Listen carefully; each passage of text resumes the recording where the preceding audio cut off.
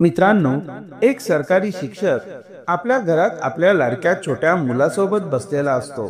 दोघही कोणाची तरी आतुरतेने वाट पाहत असतात. खर तर शिक्षकाने आपल्या शेजारच्या एका वहिनीकडून घर कामासाठी कामवाली बाई शोधण्याविषयी बोलणं केलं होतं आणि त्या बाईच्याच येण्याची वाट पाहत असतो. तेवढ्यात अचानक त्यांच्या घराच्या दरवाजावर टकटक होते. हे ऐकताच शिक्षक पटकन उठतो आणि दरवाजा उघडायला धावतो. पण दरवाजा उघडताच समोर उभ्या असलेल्या कामवालीला पाहून त्याला आश्चर्याचा मोठा धक्काच बसतो. तो सुन्न होतो. तर दुसरीकडे ती कामवाली सुद्धा शिक्षकाला पाहताच थांबते. तिचे डोळे विस्फारले जातात आणि ती काही बोलूच शकत नाही. दोघही एकमेकांकडे पाहत उभे राहतात, जणू त्यांच्या पायाखालची जमीनच सरकलेली असते. अखेर ती कामवाली बाई कोण होती आणि शिक्षकाला पाहून तिच्या डोळ्यात एवढं आश्चर्य का होतं, ही कथा समजून घेण्यासाठी संपूर्ण व्हिडिओ शेवटपर्यंत नक्की पहा. आणि हो, व्हिडिओला लाईक नक्की करा. सूरज व्हॉइस या आमच्या चॅनलला सबस्क्राईब करा, जेणेकरून तुमचे आशीर्वाद आणि आमचं मनोबल कायम राहील. मित्रांनो, ही गोष्ट एका छोट्याशा गावाची आहे. त्या गावात राहुल नावाचा एक मुलगा राहत होता. राहुलची जीवन कहाणी सोपी नव्हती. तो लहान असतानाच त्याचे आई वडील या जगातून निघून गेले होते. गावातील काही नातेवाईकांनी त्याला वाढवलं, पण ते त्याला एक ओझं समजत होते. पण राहुलने कधी हार मानली नाही. त्याने रात्रंदिवस मेहनत घेतली, अभ्यास केला आणि एक दिवस सरकारी शाळेत शिक्षक म्हणून नोकरी मिळवली. राहुल आता 28 वर्षांचा झाला होता. त्याची नोकरी छान चालली होती, पगारही ठीकठाक होता आणि गावातही त्याची चांगली प्रतिष्ठा निर्माण झाली होती. लोक म्हणायचे, पहा, राहुलने आपलं नशीब स्वतः घडवलं. आता राहुलच्या लग्नाचे वय आले होते. गावातील काही लोक आपल्या मुलींसाठी त्याच्याशी बोलायला लागले. राहुलला ही सगळी चर्चा थोडीशी विचित्र वाटायची, पण मनात कुठेतरी त्यालाही वाटायचं की आता आपलं घरटं बसवायची वेळ आली आहे. एक दिवस त्याच गावातील शांतादेवी नावाच्या आंटी राहुलकडे आल्या. त्यांच्याकडे एका मुलीचा फोटो होता. तिचं नाव नेहा होतं. शांता आंटी म्हणाल्या, राहुल बेटा, ही माझ्या भावाची मुलगी आहे. शेजारच्याच गावात राहते. खूप चांगली आहे. घरकामही करते आणि मनाने खूप गोड आहे. मी तुझ्यासाठी तिचं स्थळ आणलं आहे. राहुलने फोटो पाहिला. नेहाच्या डोळ्यात एक वेगळी चमक होती. त्याला पहिल्याच नजरेत नेहा आवडली आणि त्यानेही होकार दिला. काही दिवसांनी राहुल आणि नेहा यांची भेट झाली. नेहा खरोखरच खूप सुंदर होती. तिच्या बोलण्यात गोडवा होता आणि जेव्हा ती हसायची तेव्हा असं वाटायचं जणू सगळं वातावरणच फुलून गेलंय. राहुलला तिच्याशी बोलून खूप छान वाटलं आणि त्यांचं लग्न ठरलं. गावात ढोल ताशे वाजले, मिठाई वाटल्या गेल्या आणि राहुल नेहाचं लग्न धूमधडाक्यात पार पडलं. लग्नानंतर दोघं एका छोट्याशा घरात राहू लागले. राहुल शाळेत जायचा, मुलांना शिकवायचा आणि नेहा घर सांभाळायची. त्यांच्या संसारात प्रेम आणि आनंद भरून गेला होता. काळ सरकत गेला. 7 वर्ष कशी गेली कळलंच नाही. या 7 वर्षात राहुल आणि नेहामध्ये कधी मोठा वाद झाला नाही. राहुल घरात प्रत्येक गोष्टींची व्यवस्थित काळजी घ्यायचा. नेहाला काही लागलं की तो तात्काळ आणून द्यायचा. आणखी एक आनंद त्यांच्या आयुष्यात आला जेव्हा त्यांना एक मुलगा झाला. त्या मुलाचं नाव त्यांनी प्रेमाने आरव ठेवले. आरव आता 4 वर्षांचा झाला होता.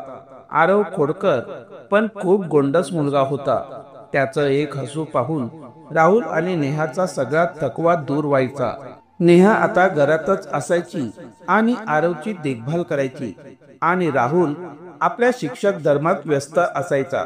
सगळं काही सुरळीत चाललं होतं. राहुलला वाटत होतं की आता त्याचं जीवन पूर्ण झालं आहे. पण जीवनात सगळं नेहमी एकसारखं राहतं का? एक दिवस राहुल शाळेतून दमून घरी आला. आरवला पाहताच त्याचा चेहरा फुलून गेला. नेहाकडे पाहून म्हणाला, आज मुलांनी खूप गोंगाट केला, पण शेवटी सर्व काही सुरळीत झालं. नेहा हसली पण त्या हसण्यात काहीतरी कमी होतं. राहुलने फारसं लक्ष दिलं नाही. तो सोफ्यावर बसला आणि आरोला उचलून घेतलं. तेवढ्यात नेहाने काहीतरी असं बोलली ज्यामुळे राहुलचं हृदय क्षणभरासाठी थांबून गेलं.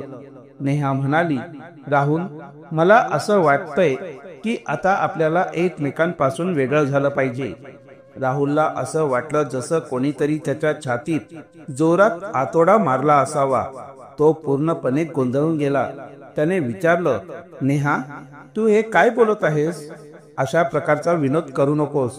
पण नेहाच्या चेहऱ्यावरून स्पष्ट दिसत होतं की ती कुठलाही विनोद करत नव्हती. ती पुन्हा म्हणाली, मी विनोद करत नाहीये. मला तुझ्यापासून घटस्फोट हवा आहे. राहुलच्या पायाखालची जमीनच सरकली. त्याचा मेंदू सुन्न झाला. हे अचानक काय घडलं त्याला समजेनासं झालं. त्याने विचारलं, नेहा, असं काय झालं? मी काही चूक केली का? काहीतरी सांग. पण नेहा शांत राहिली. तिने फक्त इतकंच सांगितलं, मला तुझ्यासोबत राहायचं नाहीये. राहुलचं हृदय तुटलं. त्याला वाटलं कदाचित नेहा मूडमध्ये नसे. पण दुसऱ्या दिवशीही नेहाने तीच गोष्ट पुन्हा सांगितली. तेव्हा त्याला समजलं की ही गोष्ट खरी आहे. राहुल पूर्णपणे हादरून गेला. त्याच्या घरी कुठलाही मोठा माणूस नव्हता जो हे प्रकरण सोडवू शकेल. तो एकटाच होता. त्याने परत परत विचारलं, नेहा, पण का? कारण तरी सांग. पण नेहा काहीच बोलली नाही. तिचं मौन राहुलला आणखी त्रस्त करत होतं. शेवटी राहुलने नेहाच्या माहेरच्यांना फोन केला. त्याने नेहाच्या वडिलांना, रामलालजींना सगळी गोष्ट सांगितली. हे ऐकून ते खूपच आश्चर्यचकित झाले. त्यांनी सांगितलं, राहुल बेटा, असं काय झालं की नेहा असं बोलत आहे? आम्ही आत्ताच येतो. नेहाचे आई वडील गावात आले. त्यांनी विचारलं, बेटी, तुला काय झालं? राहुल एवढा चांगला माणूस आहे आणि तरीही तू घटस्फोट का मागतेस? पण नेहा त्यांच्या प्रश्नांनाही उत्तर देईना. ती फक्त म्हणत होती की मला घटस्फोट हवा आहे, मग मी तुमच्याकडे राहायला येईन. रामलालजी आणि शीलाजी खूपच चिंतेत पडले. ते परत परत विचारत होते, पण नेहा काहीही बोलत नव्हती. एके दिवशी संध्याकाळी नेहाने आपलं सामान बांधलं, आरवला राहुलकडे सोपवलं आणि म्हणाली, राहुल, मी आता जाते. राहुलने तिला थांबवण्याचा प्रयत्न केला. तो म्हणाला, नेहा, थांब ना. मी काही चूक केली असेल तर मला सांग, मी सुधारतो. आपल्या मुलासाठी तरी थांब. पण नेहा काहीच ऐकून न घेता माहेरी निघून गेली. राहुल पूर्णपणे एकटा पडला. त्याच्या डोळ्यात अश्रू होते आणि मनात प्रश्नांचं वादळ होतं. नेहाच्या माहेरी सुद्धा गोंधळ माजला होता. तिचा मोठा भाऊ रोहन खूपच संतापला. त्याने नेहावर ओरडायला सुरुवात केली, तुला काय झालंय? राहुल सारखा नवरा सोडून इथे का आलीस? काहीतरी सांग. पण नेहा त्यालाही काही सांगत नव्हती. रोहनने ओरडणं सुरू ठेवलं. तेव्हा रामलालजी आणि शीलाजींनी त्याला समजावलं, रोहन, शांत हो. ही आपली मुलगी आहे. जर तिला इथे राहायचं असेल तर राहू दे. नेहा हळूहळू माहेरी स्थिर झाली आणि तिने तिथूनच घटस्फोटाचा अर्ज दाखल केला. इकडे राहुल आतून पूर्णपणे तुटून गेला होता. त्याला घटस्फोट नको होता, पण नेहाच्या हट्टापुढे त्याला हार मानावी लागली. कोर्टातून घटस्फोट झाला आणि नेहाला 15 लाख रुपये मिळाले. ती आता एकटीच राहू लागली. राहुलही आता आरव सोबत एकटाच होता. सुरुवातीला त्याने शेजाऱ्यांची मदत घेतली. गावातील एक माया आंटी आरवची काळजी घेत होती. पण नंतर राहुलने ठरवलं की तो आरवला स्वतः सोबत शाळेत नेईल. त्याने आरवचं नाव त्याच शाळेत घातलं जिथे तो शिकवत होता. वेळ पुढे सरकत गेला. आरव आता 8 वर्षांचा झाला होता. या 4 वर्षात राहुलची अनेक शहरात बदली झाली. अलीकडेच त्याची बदली एका मोठ्या शहरात झाली होती. राहुल आणि आरव तिथे आले. त्यांनी एक छोटंसं भाड्याचं घर घेतलं. आरव आता समजूतदार झाला होता. त्याला माहित होतं की त्याच्या आईने त्याच्या वडिलांना घटस्फोट दिला आहे. तो आपल्या आईवर नाराज होता आणि तिला भेटायचंही नव्हतं. राहुलचं संपूर्ण आयुष्य आता आरव भोवती फिरत होतं. पण अजूनही त्याच्या मनात तोच प्रश्न होता, नेहाने मला घटस्फोट का दिला, माझी काय चूक होती, आणि हे विचार त्याला रात्रभर झोपू देत नव्हते. त्या शहरात एक नवीन अडचण आली. घरकाम कोण करणार? गावात असताना तो एक मोलकरीण ठेवायचा. जेवण तो स्वतः बनवायचा, पण भांडी, कपडे आणि साफसफाईसाठी त्याला मदत लागायची. पण त्या शहरात त्याला कोणी मोलकरीण मिळत नव्हती. त्याच्या शेजारी रंजना नावाची एक महिला राहत होती. ती खूप मनमिळाऊ होती. राहुलने एक दिवस तिला विचारलं, रंजनाजी, मला एक मोलकरीण हवी आहे. तुम्ही इथल्या जुन्या ओळखीच्या आहात, काही मदत करू शकाल का? रंजनाने हसून सांगितलं, हो राहुल, काळजी करू नकोस. एक मोलकरीण आहे, मी तिला बोलावते. उद्या रविवार आहे, ती तुझ्या घरी येईल. खूप छान काम करते. राहुलला थोडासा दिलासा मिळाला. त्या दिवशी त्याने कसं बसं काम उरकलं आणि आरवला घेऊन शाळेत गेला. तो शनिवार होता. दुसऱ्या दिवशी रविवार होता. राहुल आणि आरव घरीच होते. दोघही शांतपणे बसले होते. आरव अभ्यासाचे प्रश्न विचारत होता आणि राहुल प्रेमाने त्याचं उत्तर देत होता. तेव्हाच दरवाजावर टकटक झाली. राहुलला वाटलं की हीच ती कामवाली असेल.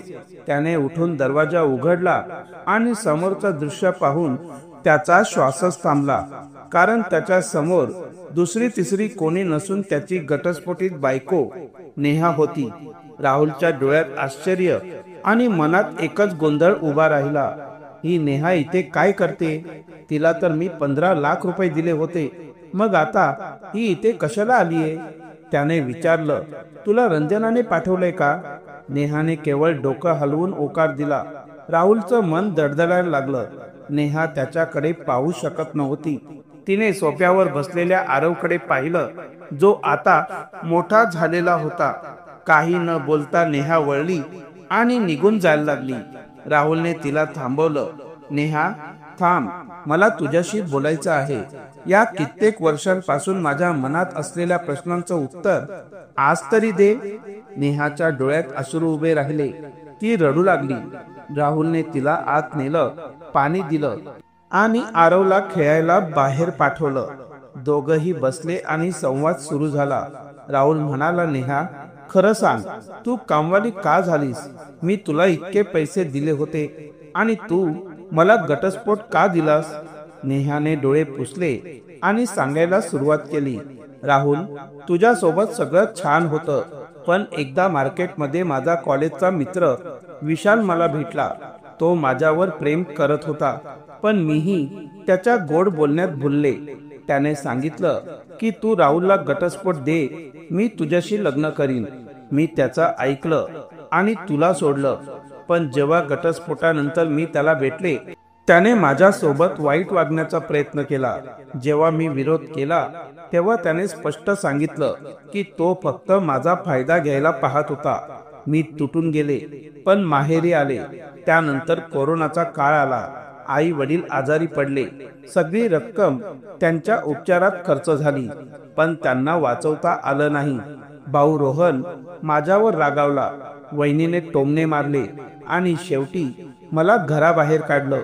मी बऱ्याच ठिकाणी नोकरी शोधली, पण सर्वत्र लोक शोषण करायला बघत होते. शेवटी झाडू, पोछा, भांडी धुण्याचं काम सुरू केलं.